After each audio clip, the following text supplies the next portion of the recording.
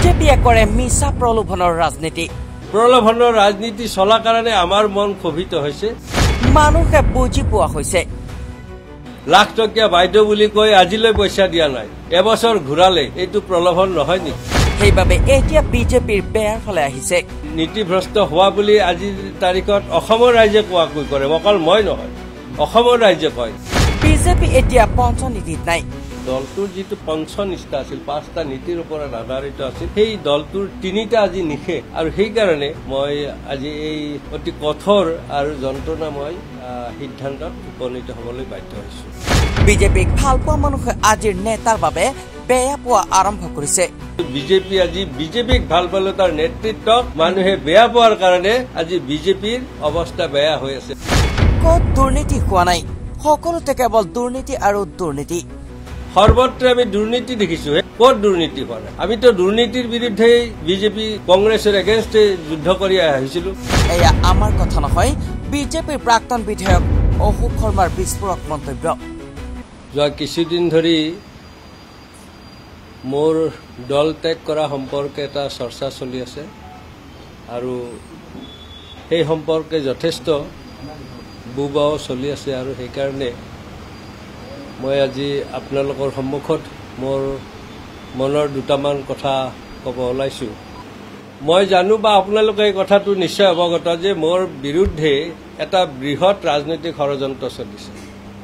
আৰু কিছুদিন আগত মই কংগ্ৰেছ দলত যোগদান কৰিম বুলি এটা কথা ওলাওঁতে এছাম এই বিশেষ বুদ্ধিজীৱী বুলি ক'ব লাগিব তেওঁলোকক, আজিকালি IT বুলি কয়, মানে এইটো AI কয় নহয়, AI আৰ্টিফিচিয়েল ইণ্টেলিজেন্স, ইয়াৰ এটা আলম লৈ তাত এখন ফেচবুকত এখন পোষ্টাৰ দিছে, তাত মোৰ ছবিটো দিছে আৰু তাত লিখিছে যে 40,000 সমৰ্থকক লৈ অশোক শৰ্মাই বিজেপি ত্যাগ কৰিব বা কংগ্ৰেছত যোগদান কৰিব।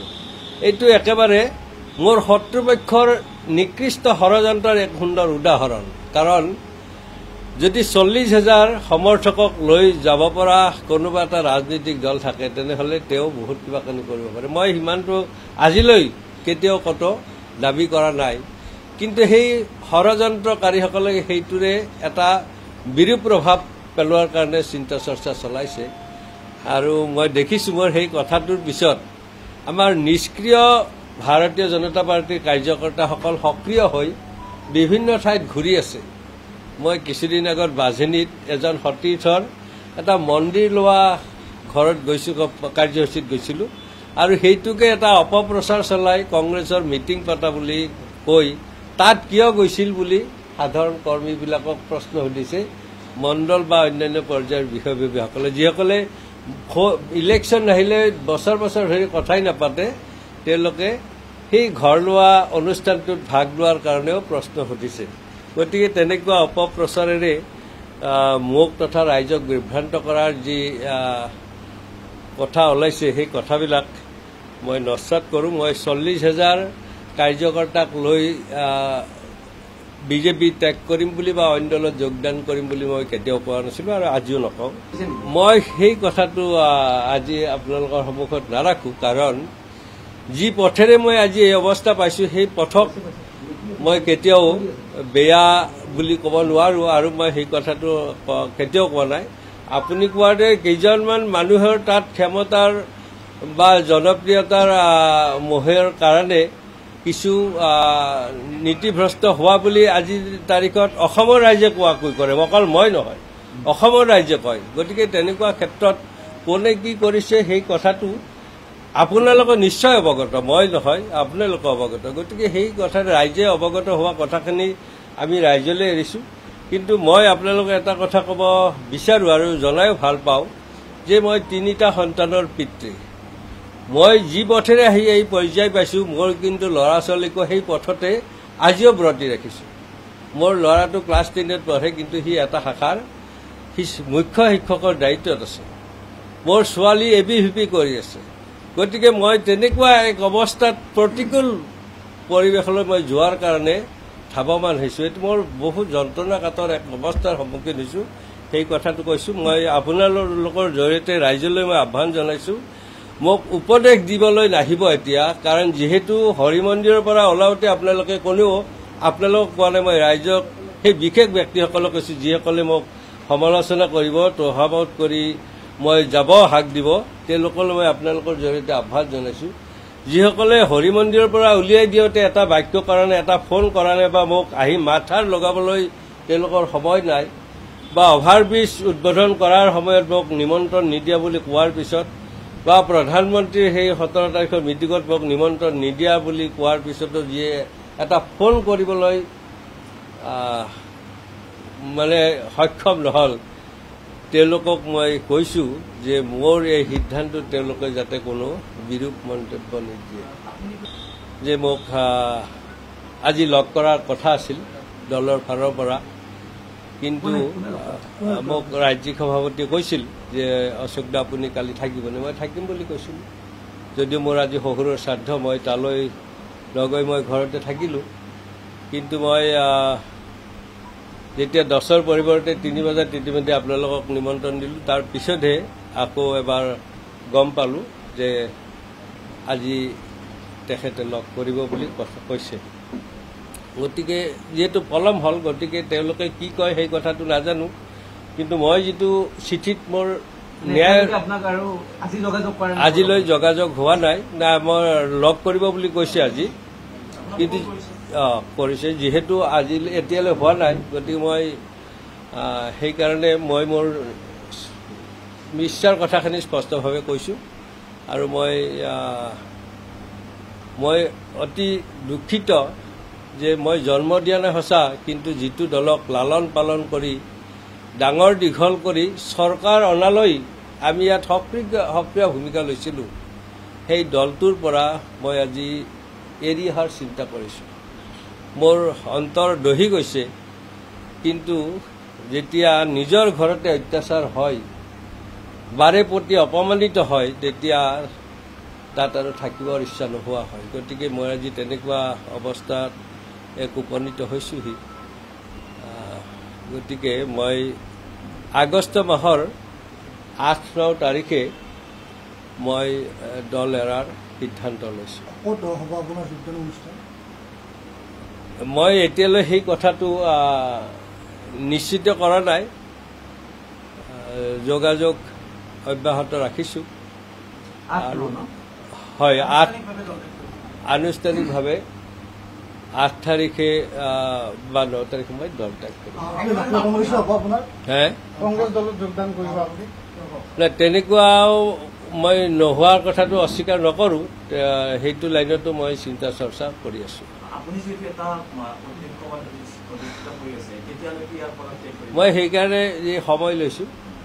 8 বা 9 তাৰিখে মই যিহেতু দল ত্যাগ কৰিম, গতিকে দল ত্যাগ কৰাৰ আগমুহূৰ্তত মই মোৰ দলৰ পৰা যিটো মোৰ ৰাজ্যিক কাৰ্যনিৰ্বাহক সদস্যৰ মোৰ দায়িত্ব আছে, সেইটোৰ পৰা মই অব্যাহতি ল'ব লাগিব। মই যিটো এটা নিগমৰ অধ্যক্ষ হিচাপে আছোঁ, মই তাৰ দৰমহা পাতি লৈ আছোঁ বা এখন চৰকাৰী গাড়ীও লৈ আছোঁ,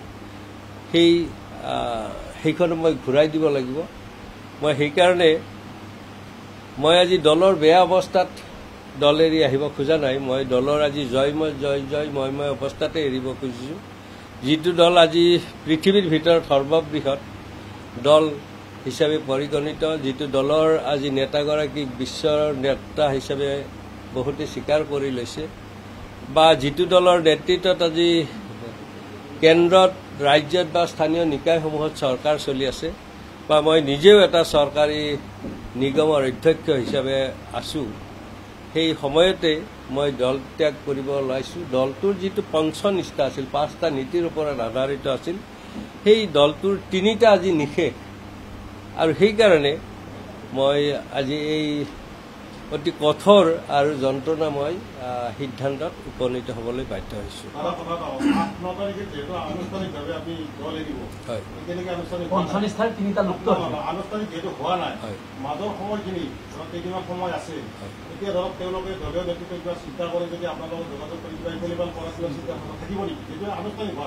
মই সেই কথাটো নাভাবোঁ। মই প্ৰথম কথা দলৰ ফালৰ পৰা কিবা কথা আহিব পাৰে, অনুৰোধ আহিব পাৰে, কিন্তু মই চিঠিখনত যি মই ন্যায় বিচাৰিছোঁ, মই কি ন্যায় বিচাৰিছোঁ যে মই বিচাৰিছোঁ যিটো নলবাৰীত বিজেপিৰ জিলা কাৰ্যালয় হ'ল, যিখিনি মাটি মই বিধায়ক হৈ থকা কালতে আবণ্টন লৈছিলোঁ, সেই কাৰ্যালয়টোত মই প্ৰাক্তন জিলা সভাপতি হিচাপে তাত মোৰ ফটো নাই।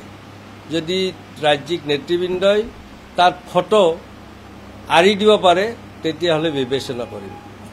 যদি নলবাৰীৰ ফ্লাইঅভাৰখন মোৰ দিনতে তাত কামৰ শুভাৰম্ভণি হৈছিল, আপোনালোকে জানে, সেই ফ্লাইঅভাৰখনত সেই সময়ৰ প্ৰাক্তন মুখ্যমন্ত্ৰী মাননীয় সৰ্বানন্দ সোণোৱাল ডাঙৰীয়া, আমাৰ নলবাৰীৰ আন এগৰাকী মন্ত্ৰী চন্দ্ৰমোহন পাটোৱাৰী ডাঙৰীয়া বা সেই সময়ৰ সাংসদ ৰাজেন গোহাঁই ডাঙৰীয়া আৰু বিধায়ক হিচাপে মই কামৰ আধাৰশিলা কৰি তাত ফলক এখন লগাইছিলোঁ। কিন্তু অতি দুৰ্ভাগ্যজনক, একে দলৰে আগৰখন চৰকাৰৰ মন্ত্ৰী বিধায়কে কৰা আধাৰশিলাৰ ফলকখন অভাৰব্ৰিজখন উদ্বোধনী কৰাৰ মুহূৰ্তত আমি দেখা নাছিলোঁ। গতিকে মই সেই কথাটো ৰাজ্যিক সভাপতি বা মুখ্যমন্ত্ৰীক জনাইছিলোঁ যে একে দলৰ চৰকাৰ হোৱাৰ পিছতো পিছত নিৰ্বাচিত হোৱা বিধায়কগৰাকীয়ে এনেকুৱা বৈষম্যমূলক কাম কিয় কৰে? যদি আপোনালোকে ইয়াৰ ন্যায় বিচাৰ কৰি দিয়ে তেতিয়াহে মই মোৰ সিদ্ধান্তৰ বিবেচনা কৰিম। বা আপোনালোকে জানে যে মোৰ কাৰ্যকালতে মাননীয় মুখ্যমন্ত্ৰীৰ কৰ কমলেৰে নলবাৰীত মেডিকেল কলেজৰ আধাৰশিলা স্থাপন কৰা হৈছিল। আপোনালোকে আজি দেখিছে গণেশ মন্দিৰৰ পৰা হৰি মন্দিৰলৈ যিটো ৰাস্তা উন্নীত কৰা হ'ল, 10 কোটি টকাৰে মই সেই ধুনীয়া এটা আঁচনি লৈ তাত তোৰণৰ কাম পৰ্যন্ত আধাৰশিলা স্থাপন কৰিছিলোঁ। কিন্তু সেই আধাৰশিলা থকাৰ পিছতো তাত কিন্তু পুনৰ কেইজনগৰাকীমান তোষামোদকাৰীৰ দ্বাৰা আধাৰশিলা স্থাপন কৰা হ'ল। ইয়াৰ বিচাৰ যদি কৰি দিয়ে তেনেহ'লে মই চিন্তাৰ পুনৰ বিবেচনা কৰিব পাৰোঁ। কিন্তু এই কথা বাৰ্তাবিলাক ৰাজহুৱাভাৱে হ'ব লাগিব। আপোনালোকে জানে, অতি দুখজনক কথা, মই বিজেপিৰ কৈছোঁৱেই জন্মলগ্নৰ পৰা নাথাকিব পাৰোঁ, কিন্তু অতি চালকীয়া অৱস্থাৰ পৰা থাকি আমি হৰি মন্দিৰত আজি 20-21 বছৰ আগৰ পৰা কাৰ্যনিৰ্বাহক সদস্য হৈ আছোঁ নিৰ্বাচিত।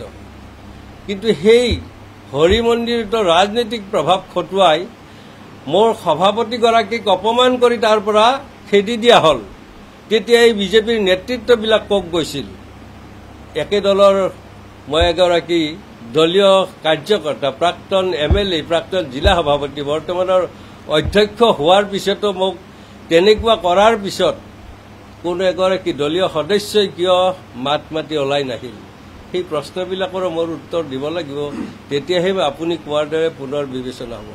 গতিকে এইবিলাক কথাৰ যেতিয়া পুনৰ বিবেচনা হ'ব, মানে উত্তৰ দিব, 8 তাৰিখৰ আগত যদি তেওঁলোকে উত্তৰ দিয়ে তেনেহ'লে পুনৰ বিবেচনা হ'ব পাৰে।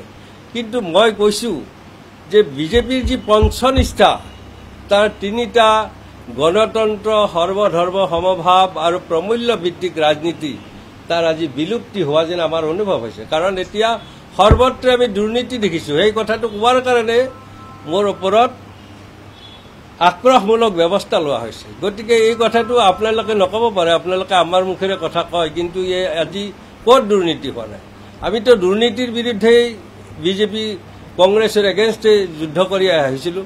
কিন্তু আজি সেই কংগ্ৰেছ আজি সমাজৰ সকলোৰে এটা প্ৰিয় পাত্ৰ হ'বলৈ গৈ আছে। কিন্তু বিজেপিক ভাল পালে তাৰ নেতৃত্বক মানুহে বেয়া পোৱাৰ কাৰণে আজি বিজেপিৰ অৱস্থা বেয়া হৈ আছে। হয়, অসমত নৰ্থ ঠাইত মিত্ৰজোঁটে 11খন আসন পাইছে, সেইটো মানুহক মিছা প্ৰলোভনৰ কাৰণে দিয়া হৈছে। 10,000 টকা দিম বুলি এবছৰ সভা সমিতিয়ে ঘূৰাই আছে, সেইটো প্ৰলোভন নহয় নেকি? লাখ টকীয়া বাইদেউ বুলি কৈ আজিলৈ পইচা দিয়া নাই, এবছৰ ঘূৰালে, এইটো প্ৰলোভন নহয় নেকি? প্ৰলোভনৰ ৰাজনীতি চলাৰ কাৰণে আমাৰ মন ক্ষোভিত হৈছে আৰু সেইবিলাকৰ কথা বিচাৰিয়ে মই চিঠিখনত লিখিছিলোঁ গতিকে তাৰ যদি নিৰাময় কৰে তেতিয়া আমি চিন্তা চৰ্চা কৰিব পাৰোঁ।